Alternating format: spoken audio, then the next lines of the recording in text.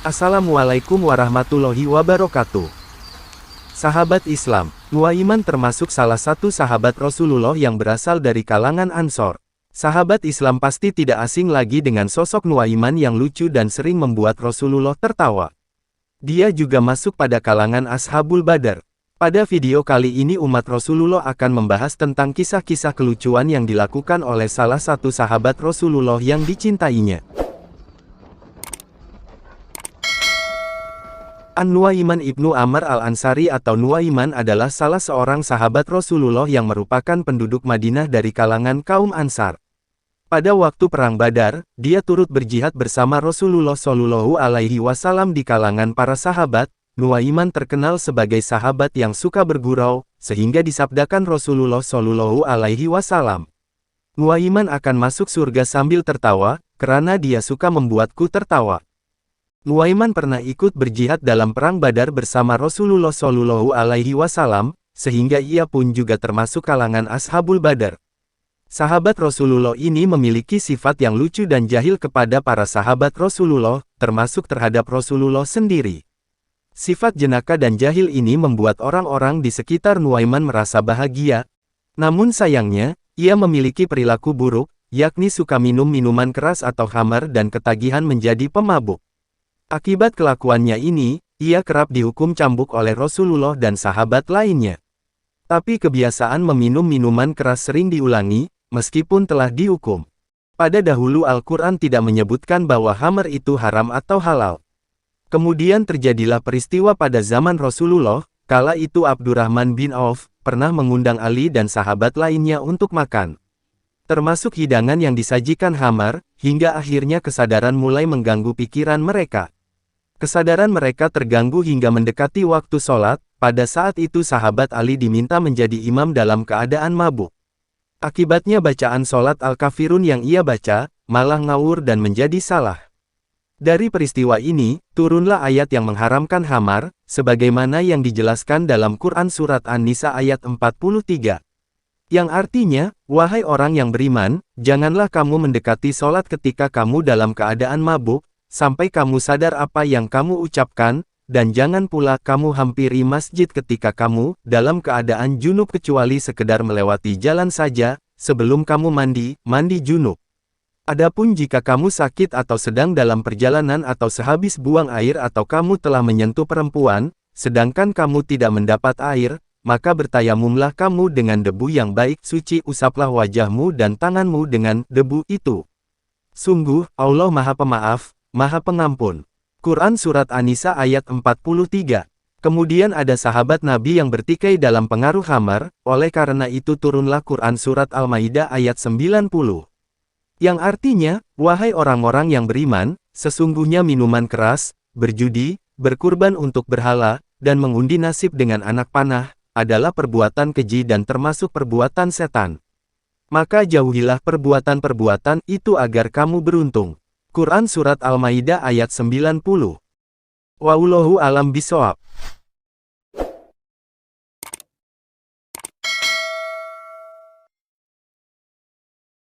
Ada sebuah kisah lucu pada saat itu, Nuaiman sedang sakit mata dan di depannya ada sepiring kurma. Rasulullah menanyakan kepada Nuaiman, "Wahai Nuaiman, apakah tidak apa-apa jika kamu makan kurma, sementara matamu sedang sakit?"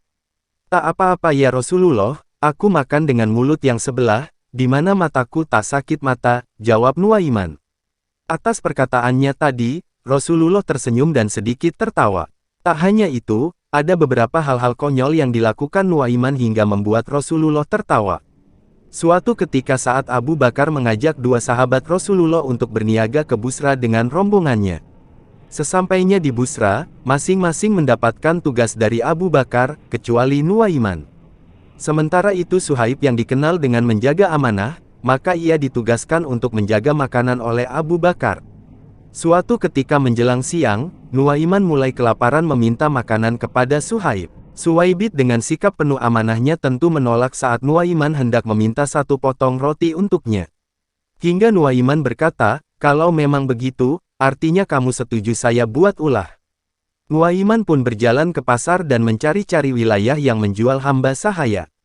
Pada zaman Rasulullah dulu, hamba sahaya biasanya dijual untuk menjadi pekerja. Hingga kemudian Nuaiman berkata kepada orang-orang di sana bahwa ia memiliki hamba sahaya dengan harga yang sangat murah. Nuaiman juga menyebutkan, hamba sahaya yang dimilikinya hanya memiliki satu kekurangan yakni berteriak bahwa dirinya orang yang merdeka bukanlah hamba sahaya. Mendengar itu, orang-orang di sana pun tertarik dan Nuaiman mengajaknya menghadap Suwaibit. Itu ada orang yang berdiri sedang menjaga makanan, itu hamba sahaya saya, kata Nuaiman pada mereka. Mereka pun memberikan uang pada Nuaiman dan menghampiri Suwaibit untuk menangkapnya. Suwaibit yang terkejut kemudian berkata, saya bukan hamba sahaya, saya orang merdeka, yang hanya dibalas oleh orang-orang tersebut bahwa mereka sudah tahu kekurangannya itu. Saat Abu Bakar tiba dan tahu apa yang dilakukan Nuaiman, ia terheran, kemudian ia menjelaskan kepada kafilah tersebut. Setelah bertemu dengan Rasulullah, Abu Bakar menjelaskan cerita tersebut kepada Rasulullah Shallallahu Alaihi Wasallam. Nuaiman adalah pembawa gembira sehingga Rasulullah pernah bersabda, Nuaiman akan masuk surga, sebab ia pembawa gembira. Hal ini yang membuat sahabat Rasulullah yakni Nuaiman masuk ke surganya Allah Subhanahu wa Ta'ala. Karena sifatnya, Nuaiman bin Rufa'ah sering membawa kegembiraan di antara Rasul dan para sahabatnya. Nuaiman juga merupakan salah satu sahabat yang paling disayangi oleh Rasulullah. Karena sejatinya Nuaiman sendiri memiliki sikap yang sangat polos serta selalu mengerjakan apapun dari hatinya itu. Seperti kisah lucunya berkaitan dengan menyembelih unta milik tamu Rasulullah. Karena pada saat itu sang tamu sengaja datang menghampiri rumah Rasulullah dengan tujuan untuk mencari tahu berkaitan dengan agama Islam. Unta tersebut diparkir atau diletakkan di depan rumah dengan ukuran yang gemuk serta besar. Nuaiman yang saat itu sedang duduk bersama dengan sejumlah sahabat lainnya. Lalu ada salah satu sahabat yang sengaja bergurau meminta Nuaiman untuk menyembelih unta tersebut. Ternyata hal ini benar-benar dilakukan oleh Nuaiman. Tentunya para sahabat langsung kebingungan melihat tindakan Nuaiman. Ia lantas melarikan diri ini sementara dikejar oleh sejumlah sahabat Rasulullah lainnya. Ketika Rasulullah bertanya lantas para sahabat menjawab jika itu adalah ulah Nuaiman. Tetapi Rasulullah tetap memutuskan untuk mengganti unta milik tamu yang telah disembelih ini. Ternyata Nuaiman ini berlari hingga mencapai perbatasan Madinah dan bersembunyi di salah satu rumah sahabat bernama Al-Miqdad. Ia bersembunyi di salah satu sumur atau galian dan meminta kepada sang pemilik untuk tidak memberitahukan keberadaannya termasuk jika Rasulullah yang mencari secara langsung. Begitu Rasulullah santai pada tempat persembunyian dan bertanya pada Al-Miqdad. Dia kebingungan harus memberi tahu atau tidak kepada Rasulullah, dia pun memberi aba-aba dengan tangannya, mulutnya memang tidak memberi tahu Rasulullah secara langsung. Tetapi tangannya bergerak menuju pada arah sumur yang telah ditutupi dengan pelepah daun kurma. Maka dari itu Rasulullah beserta rombongan langsung menghampiri sumur tersebut. Lalu menemukan Nuaiman yang sedang bersembunyi dan memintanya agar segera naik dari sumur. Hingga Rasulullah membersihkan wajah Nuaiman yang dipenuhi dengan debu pada bagian wajah. Tapi sama sekali tidak ada kemarahan pada wajah Rasulullah, malah ia tertawa melihat tingkah lucu sahabatnya.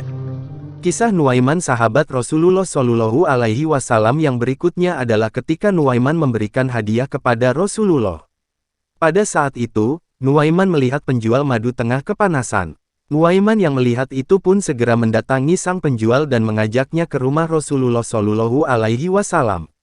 Namun, ternyata Nuaiman hendak membelikan madu itu sebagai hadiah untuk Rasulullah. Sesampainya di dekat rumah Rasulullah, Nuaiman tiba-tiba meninggalkan pedagang itu. Nuaiman berpesan ia harus pergi karena ada urusan dan penghuni rumah akan segera keluar dan membayar harga madu itu. Sang penjual pun akhirnya datang ke rumah Rasulullah dan mengetuknya. Selanjutnya, ia memberikan madu itu kepada beliau. Rasulullah yang senang dan tersentuh berpikir bahwa madu itu adalah hadiah untuk beliau. Rasulullah pun akhirnya membagikan madu kepada para sahabat. Kemudian pada saat itulah sang penjual madu berkata, "Ya Rasul, bayarlah madu tersebut." Meskipun terkejut, Rasulullah tahu ulah siapa aksi ini dan sembari menggelengkan kepala, Rasulullah Shallallahu Alaihi Wasallam berkata, "Pasti ini perbuatan Nuaiman." Selanjutnya, Rasulullah pun memanggil Nuaiman dan meminta penjelasannya. Jawaban Nuaiman pun membuatnya tersenyum. Nuaiman berkata, "Wahai Rasul, saya mengetahui engkau sangat suka menikmati madu, tetapi aku tidak memiliki uang untuk membeli dan menghadiahkan kepadamu.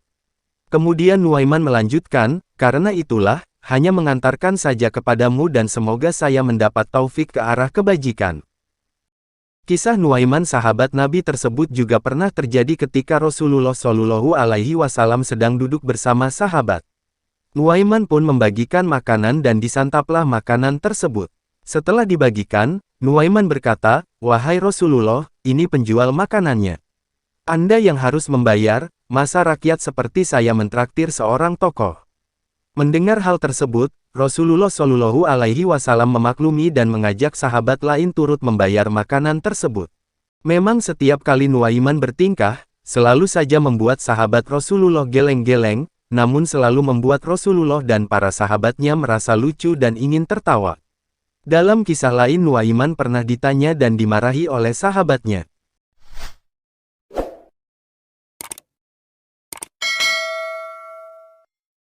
Bahwa suatu hari Nuaiman sedang mabuk dan beberapa sahabat menghampirinya. Nuaiman bertanya, "Ada apa?" Lalu salah seorang sahabat memarahinya, "Kamu setiap hari bersama Rasul, namun kelakuanmu tetap saja seperti ini, apa tidak malu dengan Rasul?" Sahabat yang lain juga meneruskan, "Dasar kamu ini memang orang bejat, tidak pantas orang sepertimu mencintai Rasul, karena Allah pasti melaknatmu atas perbuatanmu." Para sahabat pun menghujat Nuaiman. Kemudian Rasulullah lewat dan menanyakan apa yang terjadi. Setelah mendengar keterangannya, Rasulullah berkata kepada para sahabat, "Jangan pernah sekali lagi kalian menghujat dan melaknat Nuaiman. Meskipun dia seperti ini, tetapi ia selalu membuatku tersenyum. Ia masih mencintai Allah dan aku, dan tidak ada hak bagi kalian melarang Nuaiman mencintai Allah dan mencintaiku sebagai Rasul." Para sahabat kemudian bubar dan kembali ke tempatnya. Sahabat Nuaiman memang pemabuk. Imam Ibnu Abdil Bar menyebutkan bahwa ia mabuk sebanyak 50 kali. Ia juga dihukum berkali-kali oleh Rasulullah dan sahabat lainnya. Namun, sahabat Nuaiman ini memiliki kelebihan humor yang menyenangkan sehingga Rasulullah pun terhibur. Larangan Rasulullah kepada para sahabatnya yang menghujat Nuaiman, juga dimaksudkan agar kita senantiasa mendoakan hal baik kepada pelaku maksiat. Dan itulah salah satu antara akhlak Rasulullah yang mulia. Sosok sahabat Rasul ini adalah satu-satunya orang yang berhasil membuat Rasulullah tertawa hingga terlihat gigi gerahamnya. Sebab, Rasulullah biasanya hanya melemparkan senyum pada orang-orang di sekitarnya.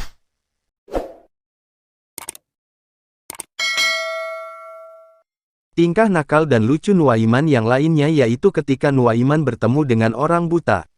Suatu ketika dirinya sedang duduk-duduk santai melihat orang tua buta tampak kebingungan. Orang buta tersebut nampak mondar-mandir tanpa diketahui ke arah mana yang akan dituju untuk berhenti. Lalu Nuaiman memanggilnya dari kejauhan, spontan orang buta tersebut mencari sumber suara itu. Setelah mendekat, lalu Nuaiman bertanya kepada orang tua tersebut yang nampak kebingungan. "Kenapa engkau nampak kebingungan wahai orang tua yang buta?" Sapa Nuaiman. "Aku sedang mencari toilet untuk buang air kecil," jawabnya. Nuaiman pun menggandeng tangan orang buta itu dan mengantarkannya, tapi bukan ke toilet tempat buang air kecil, melainkan ke tengah-tengah masjid, bahkan di dalam masjid para sahabat masih sholat berjamaah. "Kencinglah di sini saja, Pak Tua," ujar Nuaiman sembari menahan tawa. Ketika itu si buta berkata, "Apakah tempat ini aman, buat buang air kecil?" "Ya tentu saja aman," kata Nuaiman, sembari menahan tawa dan lalu pergi. Mahrumah dengan tenang membuka celananya, seolah di dalam toilet hendak akan buang air kecil, lalu semua jamaah yang ada di dalam masjid itu berteriak, "Ini masjid, kamu di dalam masjid." Ketika sudah selesai para sahabat pun menegur si buta tersebut. Kata sahabat, "Apa yang kau perbuat di masjidnya Rasulullah?" Si buta ini langsung terkejut, "Apakah ini benar masjid Rasulullah?" kata si buta. Mahrumah kaget bukan kepalang dan langsung menutup kembali celananya sambil marah dan berkata, "Celaka, siapa tadi yang mengantarku ke sini?" "Nuaiman," ujar salah satu jamaah sambil mengantarkannya ke toilet. Peristiwa itu membuat Mahrumah menjadi marah besar karena merasa dipermalukan habis-habisan di hadapan banyak orang. Mahrumah yang buta itu tak tinggal diam sampai di situ. Dia ingin membalas dendam terhadap perlakuan Nuaiman padanya. "Kalau ketemu Nuaiman, aku ingin sekali memukul dengan tongkat ini," kata Mahrumah sambil mengumpat sangat marah.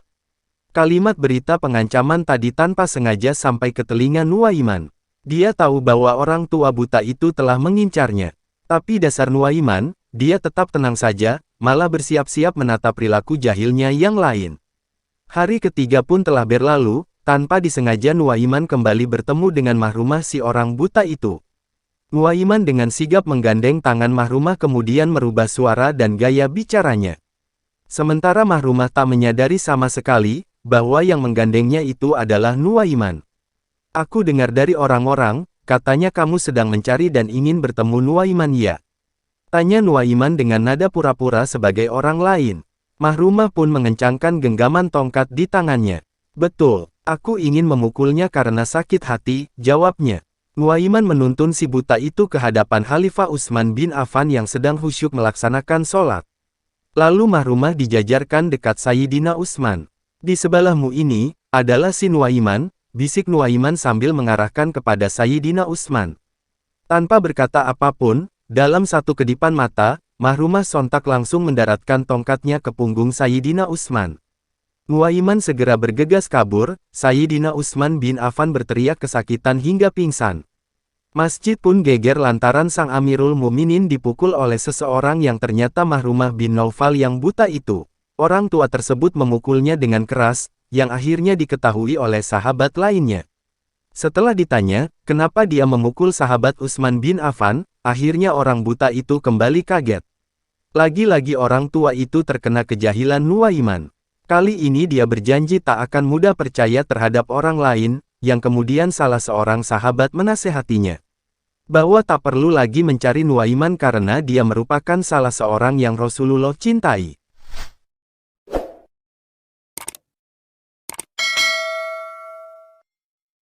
Cerita tentang Nuaiman memberitahu kita bahwa Rasulullah adalah pribadi yang ceria, suka tertawa, bercanda. Beliau juga biasa bersenda gurau dengan para sahabat-sahabatnya. Banyak kisah lain dari kejahilan dan keisengan Nuaiman lainnya. Menurut riwayat, dari semua sifat humoris Nuaiman ini menunjukkan bahwa bercanda, atau bergurau dengan keisengan itu tidak dilarang. Asalkan tidak berbohong, dan melampaui batas, atau sampai merugikan orang lain. Itulah sebagian dari kisah tentang sahabat Rasulullah yang gemar bergurau, yang kita kenal sebagai Nuaiman. Semoga kita bisa mengambil hikmah dari kisah Nuaiman tersebut. Sebagai umat Rasulullah, kita harus meneladaninya secara penuh. Kita harus meninggalkan sesuatu yang dibenci oleh Rasulullah dan terus berusaha menyukai apa saja yang Rasulullah senangi. Kita sering lupa dengan sikap lapang dada dan humorisnya Rasulullah dengan para sahabatnya, sehingga jika ada yang iseng dan bergurau dengan kita, sedikit-sedikit kita merasa dihina atau dilecehkan, dan kemudian marah. Karena senyum dan tawa, tidak hanya membuat jiwa kita menjadi ceria dan perasaan menjadi tenang. Senyuman dan tawa juga mengembalikan kita sebagai seorang manusia, karena cuma hanya manusia yang bisa melakukan hal tersebut. Semoga hari-hari kita dipenuhi dengan kebahagiaan dan keceriaan. Jangan lupa subscribe umat Rasulullah.